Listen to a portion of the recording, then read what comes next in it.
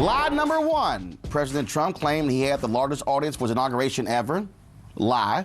Then last night he told another lie that left his press secretary once again trying to defend the indefensible.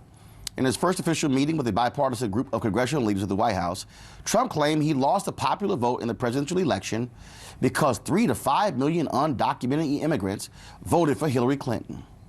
Now, Trump made a similar claim after the election when the popular vote count had Clinton surpassing him by almost 3 million votes. This is what he tweeted. In addition to winning the Electoral College in a landslide, which is a lie, I won the popular vote if you deduct the millions of people who voted illegally. Trump's voter fraud claims, then and now, frankly, are lies. They have been widely rebuked. Yet, White House Press Secretary Sean Spicer spent most of yesterday's briefing defending another Trump lie. Does the president believe that millions voted illegally in this election, and what evidence do you have of widespread voter fraud in this election, if that's the case? The president does believe that. He has stated that before. I think he stated his concerns of voter fraud and people voting illegally during the campaign, and he continues to maintain that belief based on studies and evidence that people have presented to him. But exactly what evidence? Speaker Ryan today said there's no evidence. The National Association of Secretaries of State say that they don't agree with the president's assessment. What evidence do you have? As I said, I think the president has believed that for a while based on studies and information he has. I think he was having a discussion with some folks and mentioned something in passing, which has been a long-standing belief that he's maintained. This isn't the first time that you've heard this concern of his. Trey? It's not, but I think it's worth clarifying whether illegal ballots or illegal immigrants. And I think there's been studies. There was one that came out of Pew in 2008 that showed 14% of people who have voted were non-citizens. There's other studies that have been presented to him. It's a belief he maintains. I mean, just that they were counted improperly, as Dick Durbin says the president personally told him last night. It was that the people who voted. I think I've asked and answered it. It's a belief that he's maintained for a while, a concern that he has about voter fraud, and that's based on information that's provided. If 3 to 5 million people voted illegally, that is a scandal of astronomical proportions. Doesn't he want to restore Americans' faith in their ballot system? Wouldn't he want an investigation of this? Well, but Mara, as I've noted several times now, he's believed this for a long time, and I think he won fairly overwhelmingly. So he's not. And look, we'll work. I'm asking you, why not investigate something that is? Maybe we will. Trump's latest lie has left Republicans and political pundits scratching their heads trying to understand why he continues to destroy his own credibility. We're talking about a man who won the election and seems to be obsessed with the idea that he could not have possibly lost the popular vote without cheating and fraud. So I would urge the president to knock this off. This is the greatest democracy on earth. You're the leader of the free world, and people are going to start doubting you as a person if you keep making accusations against our electoral system without justification. This is going to erode his ability to govern this country if he does not stop it. All right, folks, we might have to turn this into a daily correct the lies segment. For the record, the study Spicer referred to earlier showed no evidence of voter fraud. In fact, the author of that Pew study made perfectly clear that what the press secretary said simply is not true. Also, just days before President Obama left office, he ridiculed the whole notion of widespread voter fraud. This whole notion of election or voting fraud, this is something that is constantly been disproved. This is fake news. The notion that there are a whole bunch of people out there who are going out there and are not eligible to vote and want to vote. We have the opposite problem. We have a whole bunch of people who are eligible to vote who don't vote.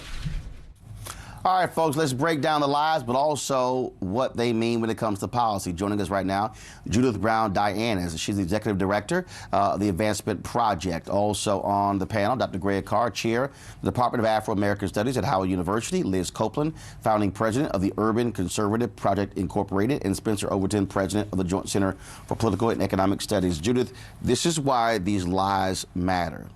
Folks say, oh, we're getting distracted.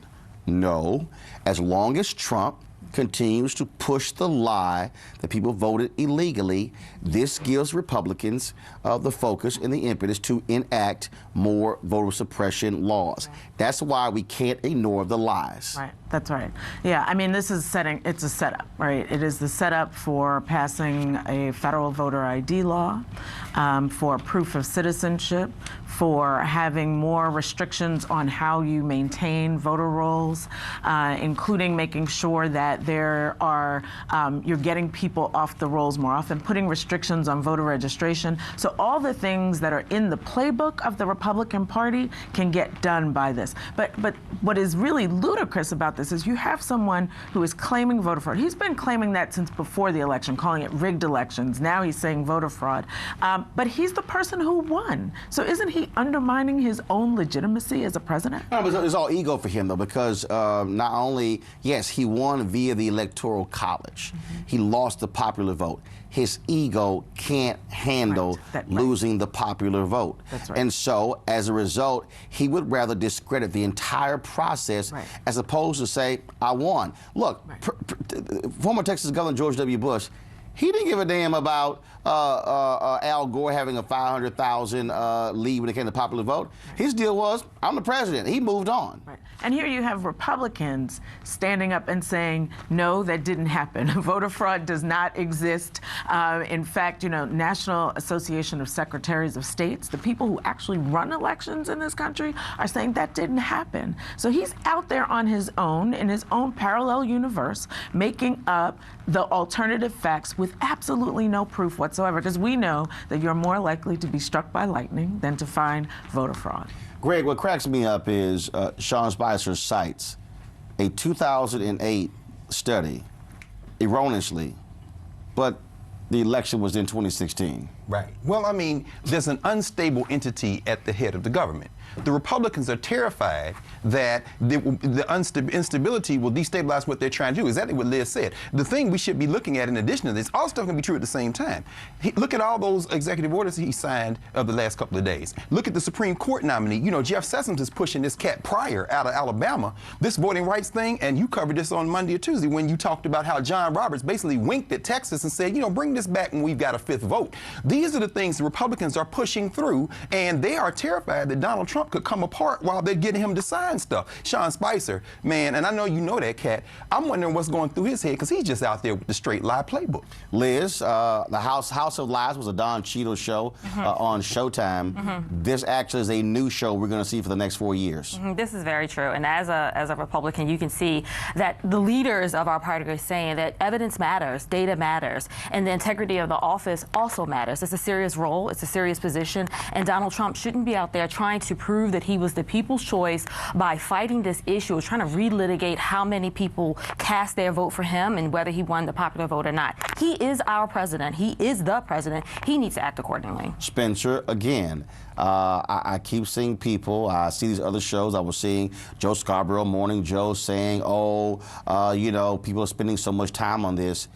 Look, this is not a sideshow. The lie about voter fraud has a direct correlation to public policy. That's absolutely right. If we look at the past, right, we've done studies of this, we found only 31 cases of voter impersonation for 1 billion votes cast since 2000. So very little fraud, very little impersonation. We've also seen barriers in places like North Carolina so that for every one, let's say, improper vote, 13,000 legitimate votes are prevented from being cast. So this is a real problem. Kickstart your day at 7 and get the news you need from the perspective you want.